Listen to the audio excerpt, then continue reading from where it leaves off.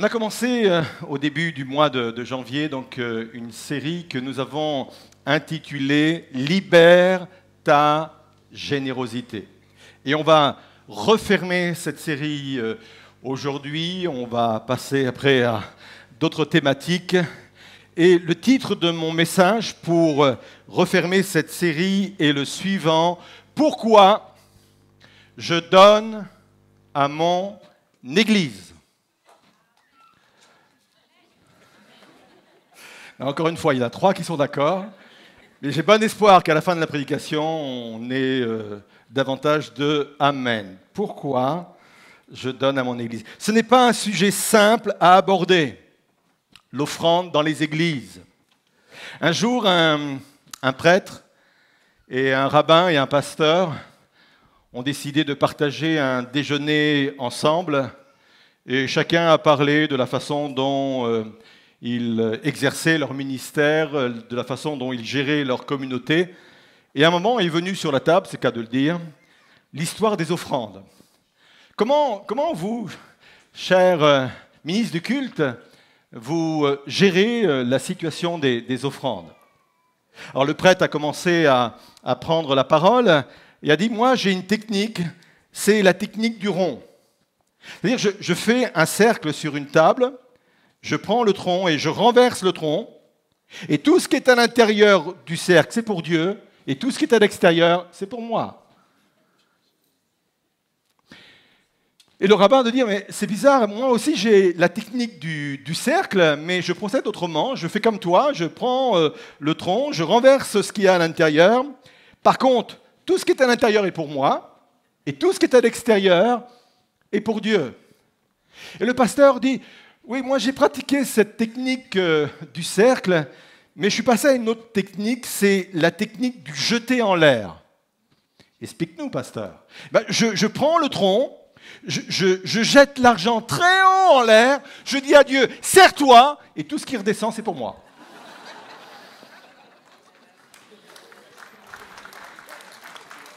Je sens que je dois rassurer à ce moment de la prédication. L'Église ELM ne pratique aucune de ces choses. Ça ne fait pas partie de notre façon de faire. Tout ça pour dire que, oui, c'est hyper sensible d'aborder le sujet de l'offrande. C'est pas simple parce que l'Église n'a pas toujours eu un bon comportement à l'égard de l'argent. Déjà dans la première église, elle vient de naître, elle n'a que quelques heures d'existence, il y a déjà un problème d'argent avec Ananias et Saphira. Pour ceux qui ne connaissent pas l'histoire, ils viennent en disant qu'ils avaient vendu un champ et qu'ils apportaient la totalité de la somme à l'église alors qu'ils avaient gardé une partie pour eux. Ce n'était pas un problème qu'ils gardent pour eux, le problème c'est qu'ils voulaient faire croire qu'ils donnaient la totalité et ça s'est mal terminé. Et quand je regarde l'histoire de l'Église, je m'aperçois, l'Église avec un grand E, je m'aperçois que parfois les pratiques n'ont pas été saines. Commençons par l'Église catholique, par exemple. Attendez les évangéliques, je m'occupe de nous après. Déjà avec ces bâtiments fastueux, quand on remet ça dans son contexte, il faut remettre ça dans son contexte. Parfois, il y a eu de la démesure. Pourtant, je suis le premier, quand je visite une ville, à visiter les églises. Je trouve que ce sont des bâtiments merveilleux, c'est des bâtiments qui sont beaux, et puis à l'honneur aussi de ceux qui les ont construits, parce que beaucoup sont morts aussi sur de tels chantiers. Que dire également du commerce des indulgences? Pour le dire un peu simple, il fallait payer pour être assuré d'une bonne place au paradis. C'est ce qui a d'ailleurs créé au XVIe siècle ce mouvement de réforme porté par Luther. Seule la foi suffit. Seule la foi en Jésus-Christ sauve.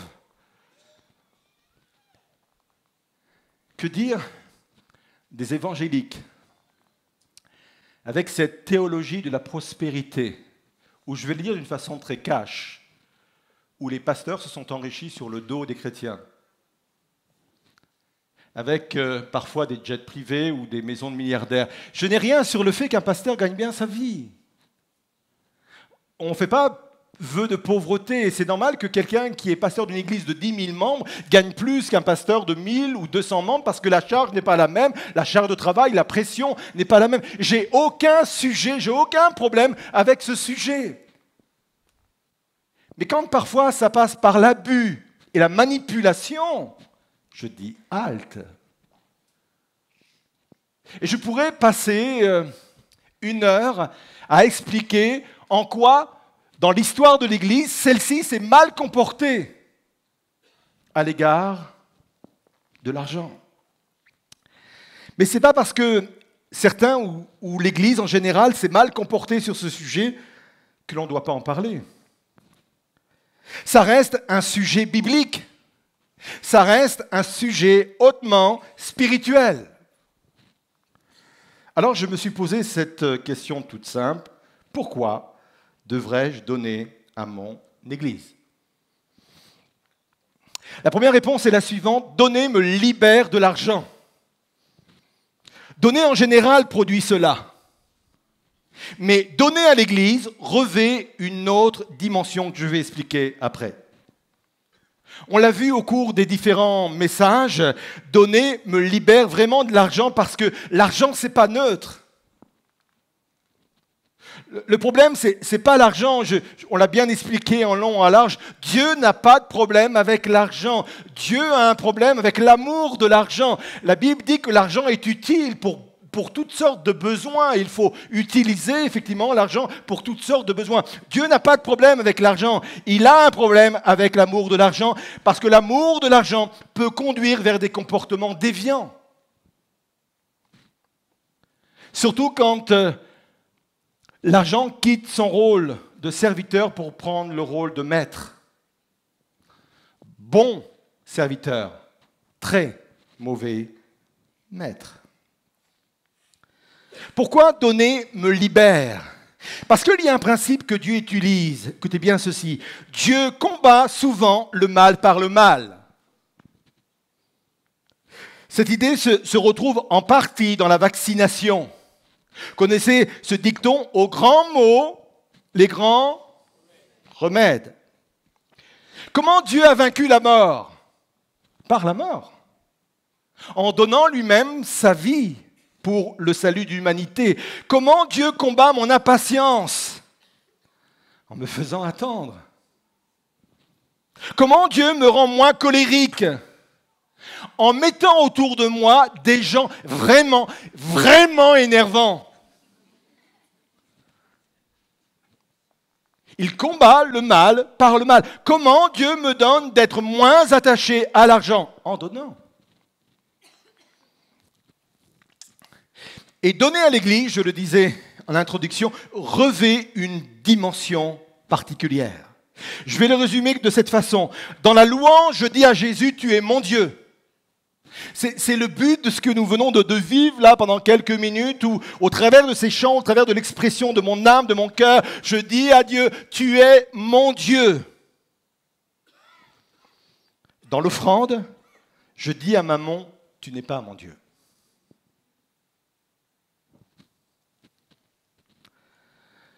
Souvenons-nous, je ne vais pas refaire tous les messages que nous avons vus précédemment, mais Dieu fait de Mammon son rival direct.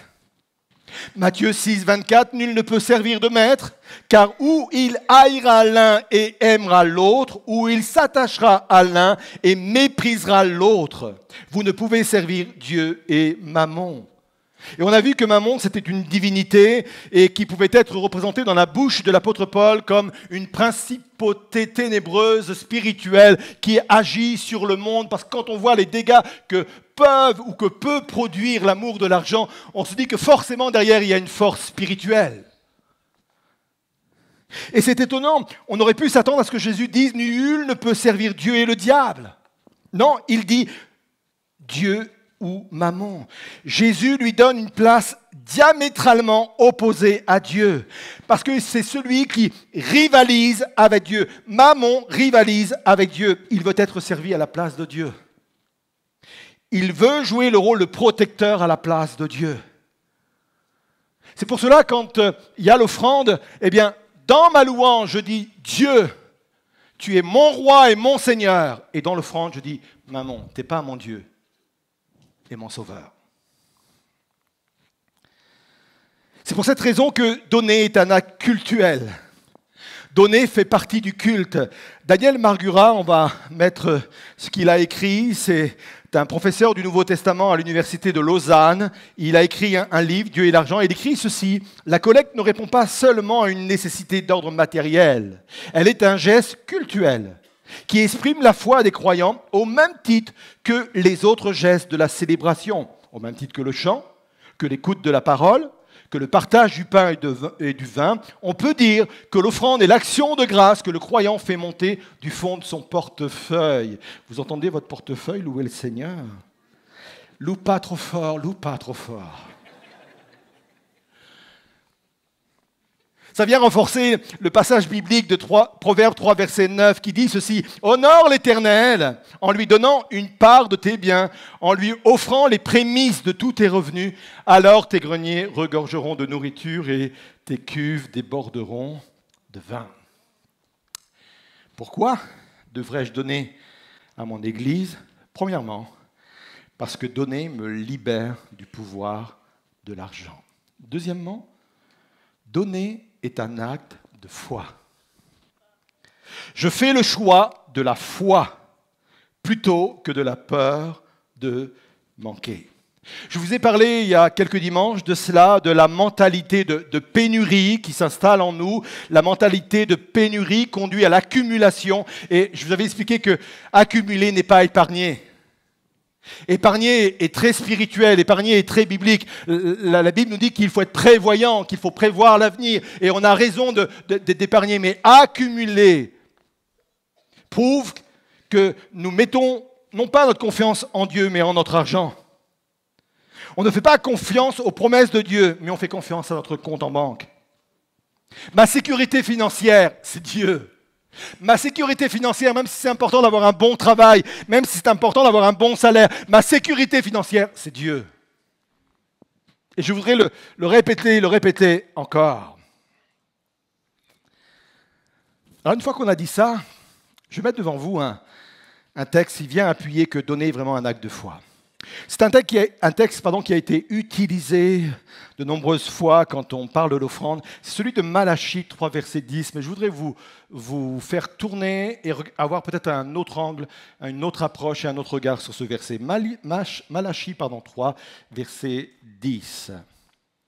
Juste le contexte de Malachie. Vous savez, Malachie, c'est le dernier livre dans lequel Dieu parle avant le Nouveau Testament. Après ce livre-là, 400 ans de silence. Dieu n'a pas parlé pendant 400 ans. Donc, ce dernier livre, il est important. Dieu ne va pas dire des choses qui sont banales. D'ailleurs, il ne dit jamais des choses banales. Mais là, il appuie sur des choses. Il dit ceci: « Apportez donc vos dîmes dans leur totalité au trésor du temple, pour qu'il y ait des vivres dans ma demeure. De cette façon-là, mettez-moi à l'épreuve, déclare l'Éternel, le Seigneur des armées célestes. Alors vous verrez bien si de mon côté, je n'ouvre pas pour vous les écluses des cieux et ne vous comble pas avec surabondance de ma bénédiction. » 3 choses. La première, Dieu dit « apporter ». À chaque fois que Dieu parle des offrandes dans la Bible, il n'emploie jamais le verbe « donner ». Vous pourrez relire la Bible sur tous ces sujets, sur tous ces versets. À chaque fois qu'il parle de l'offrande, il n'emploie jamais le mot « donner », mais celui « d'apporter ». Pour une simple raison, on ne peut pas donner ce qu'on n'a pas. Et encore une fois, je fais référence à ce que nous avons déjà partagé dans les précédents messages. Nous ne sommes que des intendants. La Bible le dit, on l'a lu dans le livre des Chroniques, tout l'or et l'argent de la terre et du ciel lui appartient. Il est propriétaire de tout. Donc tout ce que j'ai à ma disposition, je remercie Dieu parce que je crois que c'est Dieu qui me l'a confié. Je suis un intendant. J'ai rien à lui donner, j'ai tout à lui apporter. Vous êtes toujours là? et un peu plus que tout de suite. Première chose. Deuxième chose, c'est la seule fois où Dieu nous autorise à le mettre à l'épreuve. Il faut le souligner, ça. C'est la première fois dans la Bible et la seule fois où Dieu dit « Testez-moi, mettez-moi à l'épreuve », déclare l'Éternel, le Seigneur des armées célestes. Partout ailleurs, il nous l'interdit formellement. C'est même un commandement de l'Ancien Testament qui a été rappelé par Jésus quand il a été tenté par le diable dans le désert. Il va lui rappeler ce texte de Deutéronome où il dit « Tu ne tenteras point le Seigneur ton Dieu ». Littéralement, tu ne le mettras pas à l'épreuve. C'est interdit. La loi interdit de mettre Dieu à l'épreuve. Sauf dans ce cas précis. C'est interpellant quand même. C'est la seule fois, l'unique fois où Dieu dit, sur ce sujet-là, vous pouvez me tester. Allez, chiche, testez-moi. Mettez-moi à l'épreuve. Troisièmement, ce texte me dit que les mathématiques de Dieu ne sont pas les nôtres. Apportez vos dîmes, alors vous verrez bien si, de mon côté, je n'ouvre pas pour vous les écluses des cieux et ne vous comble pas avec surabondance de ma bénédiction. Il y a ici rappelé le principe des dîmes. Alors les dîmes, ce n'était pas lié uniquement au peuple hébreu. Quand on fait des recherches, on s'aperçoit que beaucoup de nations, beaucoup de civilisations procédaient à la dîme, mais pas uniquement dans le domaine cultuel, mais aussi dans le domaine sociétal, où on prélevait comme un impôt les 10%. Personnellement, je n'enseigne pas la dîme. C'est peut-être pour certains un point de référence, mais je ne veux pas être légaliste dans ce domaine-là, parce que je pense que l'offrande est une histoire de cœur. Dieu préfère quelqu'un qui donne 5% avec joie que 10% avec douleur. Ah, ça fait mal. Vous savez, c'est comme ceux qui payent leurs impôts le dernier jour, la dernière heure et la dernière minute. Vous voyez? Ça fait tellement mal. Mais il faut le faire parce que sinon on va se prendre une prune, excusez-moi l'expression, mais avec douleur. Si tu donnes 10% au Seigneur avec souffrance et douleur, garde-les. Ce n'est pas une histoire de pourcentage. C'est une histoire de cœur. Même si Dieu nous challenge sur ce sujet-là. Moi, je crois que Dieu est capable. Vous savez, c'est comme ceux qui apprennent à faire du vélo. On commence par les petites roulettes. Vous savez, ce côté. Dieu peut dire, moi, je veux commencer. Je vais donner, 33%. Puis, Dieu me met au défi. 5. Pourquoi pas 10? Je connais même des personnes qui donnent plus. Mais ça, c'est une question de cœur. Mais ce que je veux, c'est donner avec joie. Parce que je comprends que ça fait aussi partie de mon culte. Le principe du Nouveau Testament est le suivant, 1 Corinthiens 16, verset 2, que chacun de vous, le premier jour de la semaine, mette à part chez lui ce qu'il pourra selon sa prospérité. Voilà ce que dit le Nouveau Testament. Pour mon exemple, je vais rester sur le point de référence de 10%, parce que le texte en parle des dîmes, ce qui veut dire 10%. Écoutez bien ceci. Avec 90% de ton budget, Dieu te donne la possibilité de faire beaucoup plus qu'avec 100% de ton budget. Je répète. Avec 90% de ton budget, à partir du moment où tu décides de donner 10% à l'Église, Dieu te donne la possibilité de faire beaucoup plus qu'avec 100%. Et ça demande de la foi. Tout simplement parce que les mathématiques de Dieu ne sont pas les nôtres. Oubliez ce que vous avez appris à l'école, tout au moins dans ce domaine-là. Sinon, apprenez à compter, c'est aussi bien pour gérer son argent. Les mathématiques de Dieu ne sont pas les nôtres. La Bible nous dit qu'avec un grain, on peut en gagner 100. Qu'avec un autre grain, on peut en gagner 60. Qu'avec un autre grain, on peut en gagner 30. Ça, c'est les mathématiques de Dieu. Les mathématiques de Dieu nous disent que 1 peut faire fuir 1000 et 2 peut faire fuir 10 000. Ce sont les mathématiques de Dieu. Dieu nous dit qu'avec 5 pains et 2 poissons, il peut nourrir 5000 familles, c'est-à-dire à peu près 15-20 000 personnes. 5 pains, 2 poissons, ce sont les mathématiques de Dieu. Ça nous dépasse. Ça réclame de la foi, ça demande vraiment de la foi. C'est pour ça que Dieu dit, peu importe ce que tu donnes, si tu donnes 10%, par exemple, avec 90% de ton budget, tu peux faire plus qu'avec 100%. Teste-moi là-dessus. Mets-moi à l'épreuve là-dessus. C'est ce qu'il dit dans ce texte-là de Malachie. Mets-moi à l'épreuve.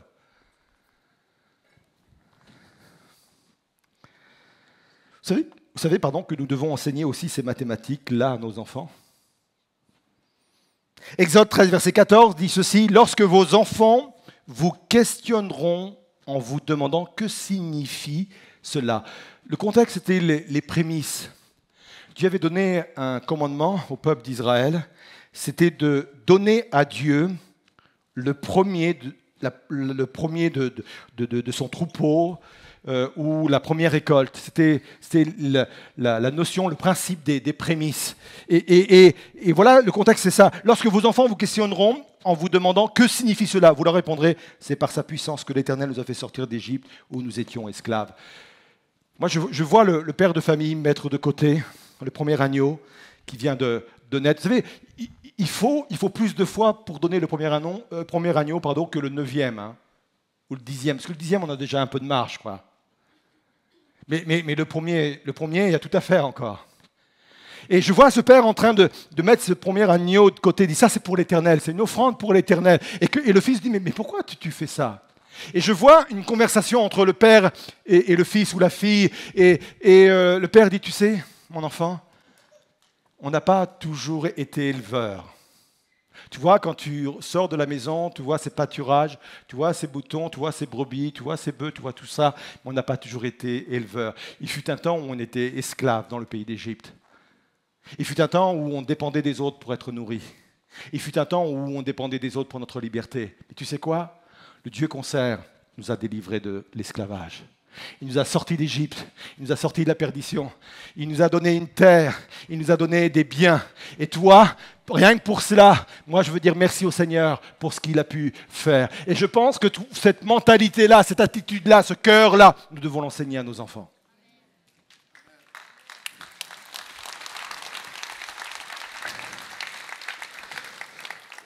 C'est pour ça que dans le pôle enfance, ils savaient la méditation que j'allais vous partager aujourd'hui. Ils ont mis des tirelires dans chaque section des tribus et ils vont donner un objectif humanitaire pour que ça soit très concret dans l'esprit des gens, aider d'autres enfants, aider d'autres personnes. Bref, je ne connais pas trop, mais ils m'ont dit que c'était dans un but humanitaire et c'est important parce que nous devons éduquer nos enfants également dans ce domaine-là.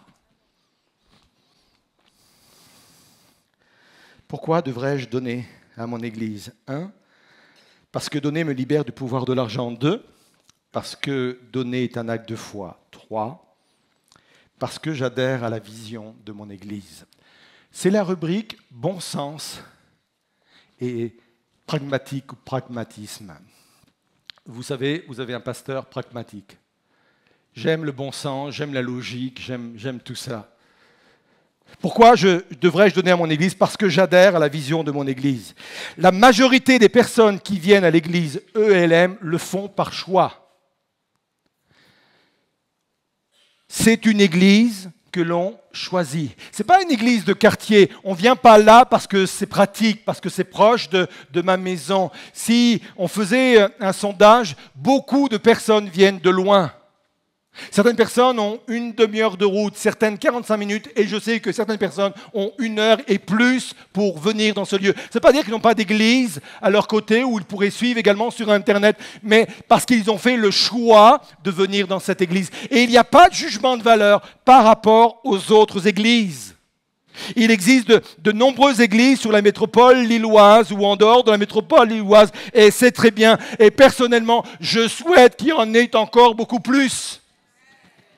Je crois à la complémentarité des ministères, je crois à l'importance de maintenir de la diversité dans les églises. Je ne voudrais surtout pas que toutes les églises se ressemblent. La diversité est une grâce et une bénédiction. Aucune église ne devrait être considérée comme une menace. Aucune église ne devrait être considérée comme une église concurrente.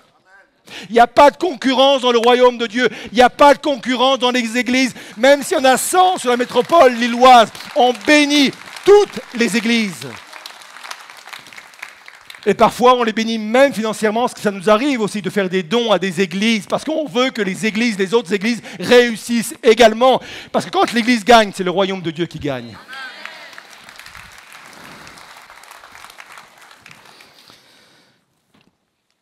Quand je dis que l'on vient à Eulem par choix, c'est parce que on vous reçoit, on vous accueille, on a des réunions welcome où on vous accueille, on a des entretiens pastoraux, etc. Et parce que vous nous le dites vraiment, c'est le choix. On avait le choix. C'est parce que les personnes qui viennent ici le font parce qu'ils adhèrent, entre autres, à la culture de l'Église. Je ne fais que restituer ce que vous nous dites. Nous sommes une église qui sans cesse évolue sa culture d'église parce que c'est extrêmement important de faire évoluer notre culture d'église. Nous sommes pour une culture de modernité. Nous ne souhaitons pas être une église futuriste, mais simplement une église bien en phase avec son époque. Nous ne cherchons pas à être à la page, mais simplement rester pertinents dans notre façon de répondre aux besoins de notre monde, aux besoins de notre société en 2024. Nous sommes pour une culture de vulnérabilité. Nous, c'est comme chez McDo. Tu viens comme tu es. À la différence près, c'est que Dieu nous aime au point de nous accueillir tels que nous sommes, mais il nous aime trop pour nous laisser comme nous sommes. Parce qu'il veut nous voir évoluer, grandir, changer. J'ai besoin de transformation dans ma vie. Tout être humain, quel qu'il soit, a besoin de transformation dans sa vie. Parce que notre but, c'est vraiment de ressembler à Christ. Et plus je vais ressembler à Christ, plus je vais être heureux. Plus je vais être épanoui, plus je vais m'accomplir sur terre, plus je vais rentrer dans les plans de Dieu, plus je vais accomplir ce pourquoi je suis sur terre. Et c'est cela qui me permet de m'accomplir. Et on peut acclamer, donner une main d'acclamation pour le Seigneur pour cela. Nous sommes pour une culture de l'excellence. On aime les choses qui sont bien faites. C'est pour ça que vous avez un pasteur bien fait. Non. Oubliez ça. Oubliez ça. Certaines personnes disent nous sommes là parce que vos enseignements nous parlent. Les enseignements de l'équipe pastorale, c'est concret, c'est pratique et c'est actuel. C'est quelque chose que je peux mettre en application. Des gens sont là parce qu'ils adhèrent à la vision. La vision, je vais la remettre devant vous. Je l'ai partagée, je crois, 2 fois, mais c'est important que la vision soit tellement claire que vous pourriez presque la réciter par cœur. Je l'ai écrit dans mon livre « Croire en la promesse », parce que quand je l'écris, je l'écris en pensant à l'Église, et je voudrais la mettre devant vous pour que, voilà ce qu'en croit l'Église. Pardon, j'ai eu du mal. Moi, j'ai perdu 10% de mon salaire à cause de ça. Aujourd'hui encore, quand mes yeux se portent vers l'invisible, et vous savez que mon livre parle d'Abraham, qui voyait lui l'invisible, je ne peux m'empêcher d'imaginer une foule multigénérationnelle, venant de tous les milieux sociaux et composée d'une multitude de nations, converger chaque dimanche vers notre lieu de rassemblement. C'est déjà le cas quand je vois les différentes générations, les différentes cultures, les différentes nations. J'aime voir cette multitude venir à l'église, mais je veux que cette multitude, elle grandisse encore et encore et encore. Quand mes yeux se portent vers l'invisible, je ne peux m'empêcher d'imaginer de nombreuses personnes en situation de souffrance, accueillies au milieu de nous et trouvant en Christ la restauration de leur vie et le salut de leur âme. Quand mes yeux se portent vers l'invisible, je ne peux pas m'empêcher d'imaginer une multitude de personnes qui répondent à leur appel, exerçant avec excellence les dons reçus et devenant à leur tour une source de bénédiction pour d'autres. Je suis bien décidé à ne jamais me contraindre à une autre perspective d'avenir que celle-ci. Et si vous êtes d'accord avec cette vision-là, acclamez-le, acclamez-la. Nous sommes là pour ça. Nous sommes là pour ça. On se réunit pour ça. On vit l'Église pour ça. Pas pour notre petit plaisir le dimanche matin, mais c'est pour ça qu'on est là. Pour que l'Église soit ce qu'elle est aujourd'hui et ce qu'elle devra être demain, elle a besoin de votre générosité.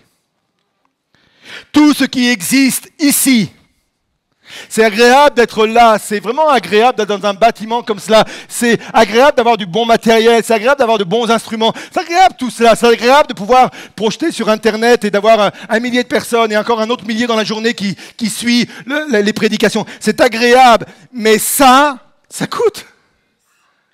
Et c'est grâce à votre générosité, parce qu'une église comme la nôtre n'a aucune subvention, ça n'existe pas en France. Et je voudrais en profiter pour dire merci pour votre générosité, parce que si nous avons ce lieu et nous pouvons exercer le ministère comme nous le faisons, c'est grâce à vous. Merci. Merci également aux internautes, parce que certains internautes donnent également, et on est bénis par votre soutien. Pour qu'une église comme celle-ci puisse exister, elle a besoin de 350 bénévoles équipiers. Pour qu'une église comme celle-ci puisse exister, elle a besoin de 7 à 8 permanents, c'est-à-dire des salariés. Et le but, c'est qu'il y en ait d'autres. Parce qu'encadrer des bénévoles, c'est un vrai travail. Monter des projets, diriger des pôles, c'est un travail. Des bénévoles aujourd'hui souffrent dans leur pôle parce qu'ils sont responsables de leur pôle et ça leur prend énormément de temps et il faudrait parfois des mi-temps ou des temps pleins pour pouvoir les gérer. Pour qu'une église tourne comme cela, je vais parler concret, je lui ai dit c'est la rubrique bon sens et pragmatisme. Pour qu'une église puisse tourner comme celle-ci, elle a besoin chaque mois de 50 000 €. Merci pour votre fidélité. Parce qu'elle tourne, on a besoin, parce qu'on a d'autres projets. Je sais, quand on dit des chiffres comme ça devient très pratique. Mais c'est la réalité, tous les mois. Tous les mois, pour honorer les factures, pour honorer les salaires, pour honorer tout cela, il y a besoin de cela.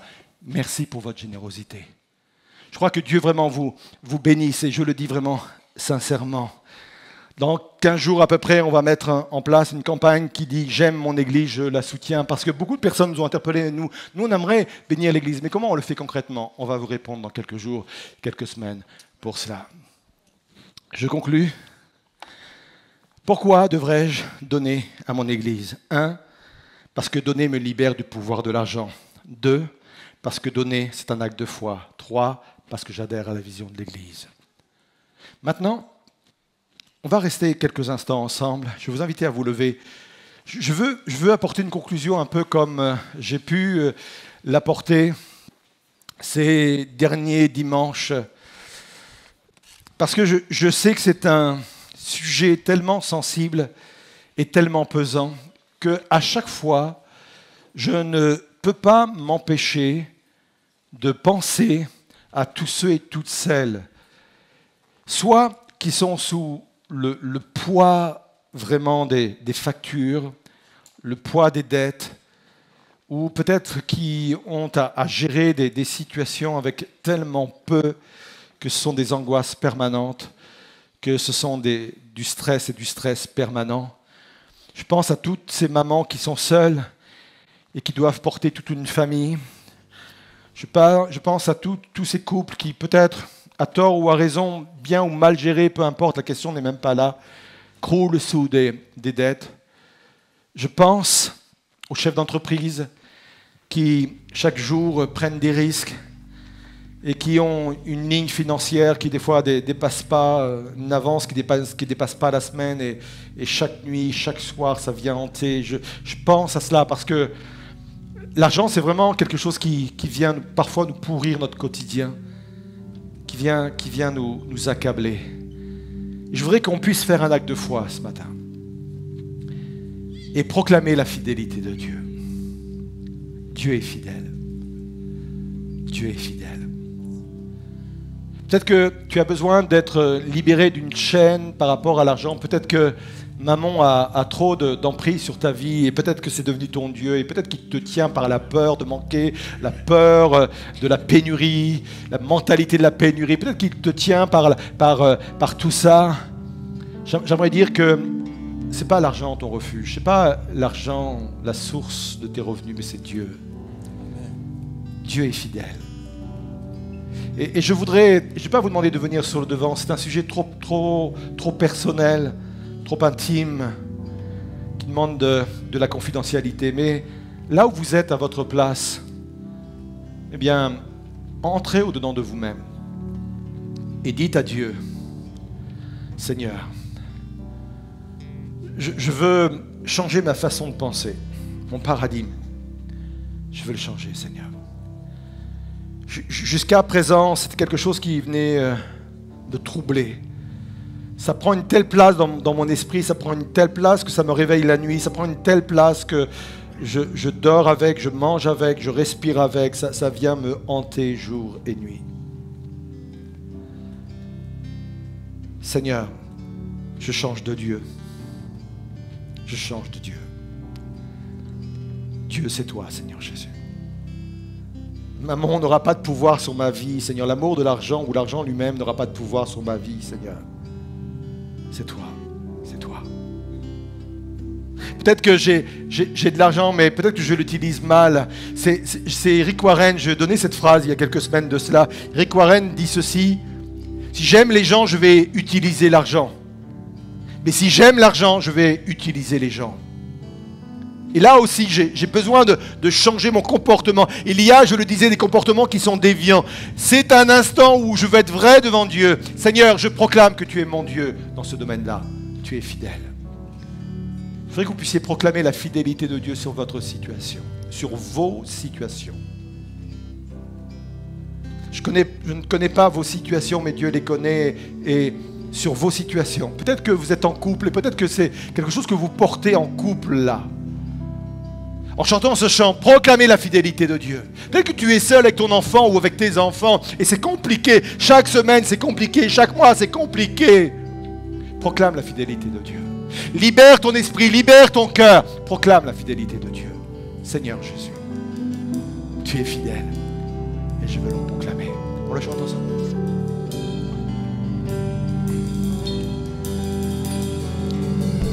Je compte sur toi.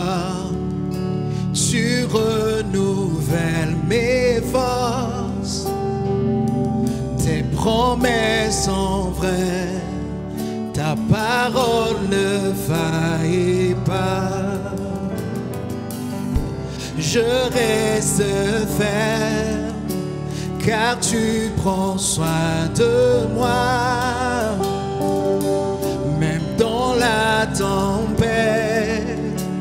Tu ne m'abandonnes pas, tu es fidèle, fidèle, fidèle.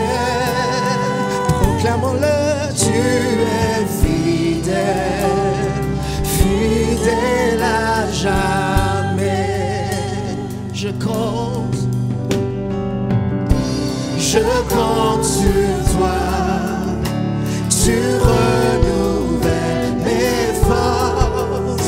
tes promesses sont vraies, ta parole ne faillit pas.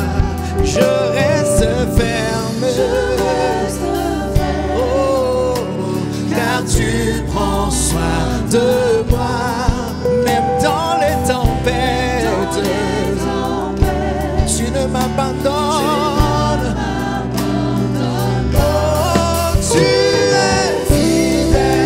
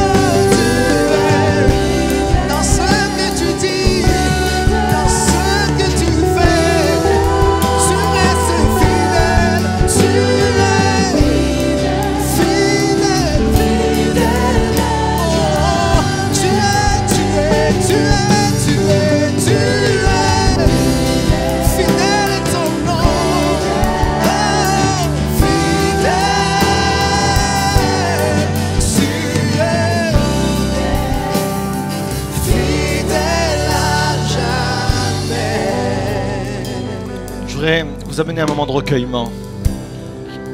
Laissez vos fardeaux. Laissez ce qui vous hante. Ça ne veut pas dire que vous ne devez pas continuer d'être responsable par rapport à la situation, mais je crois que Dieu va vous donner la sagesse. Dieu va vous donner le discernement.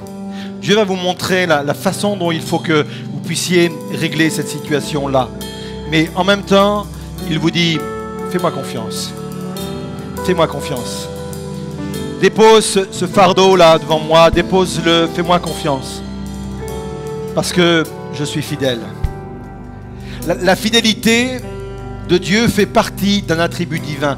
Pourquoi je dis ça? C'est important. Ça ne veut pas dire que Dieu s'est manifesté de la fidélité. Mais ça veut dire que Dieu est fidèle, c'est sa nature. Si Dieu n'était pas fidèle, il ne serait pas Dieu. Il se renierait lui-même. Et c'est impossible que Dieu puisse se renier lui-même. Il est fidèle. Et sur cette base-là, je construis ma foi. Sur cette base-là, je m'attends à lui. Et je priais pour vous. Je priais pour que chaque situation soit renversée. Seigneur Jésus, je veux entendre des chaînes se briser dans ce lieu, Seigneur. Je veux entendre des murs qui s'écroulent dans ce lieu, Seigneur. Des gens qui sont comme des prisons, enfermés dans leur souffrance, enfermés dans leur douleur, enfermés, Seigneur Jésus, dans toutes sortes de pressions sur le plan financier ou budgétaire. Seigneur, je veux que des murs tombent. Je veux qu'il y ait une vraie libération, Seigneur. Je veux qu'il y ait une vraie liberté au milieu de nous, Seigneur. Je prie pour ceux qui sont animés de cette mentalité de pénurie, cette peur de manquer. Je veux briser ce lien également. Je veux briser cette chaîne pour qu'il y ait une vraie liberté. Je veux qu'il y ait un esprit de générosité parce que le royaume de Dieu avance. Le royaume de Dieu doit avancer. Seigneur, viens bénir chaque couple, chaque situation, chaque cœur, chaque âme. Viens bénir. Pose ta main par ton esprit, adoucis. Guéris ceux qui ont été abusés, Seigneur. Guéris ceux qui ont été maltraités ou manipulés. Guéris ces cœurs-là, Seigneur Jésus. Et plus que jamais, on proclame que tu es fidèle. Fidèle. Fidèle, fidèle, tu es fidèle, fidèle à jamais. Tu es Et fidèle. proclamez.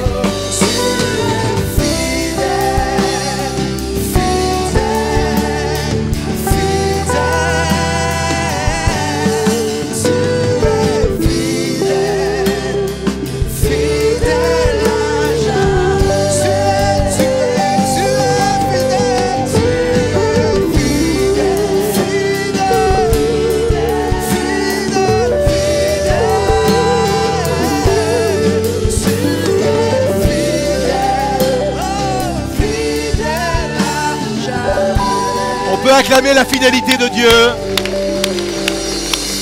Amen.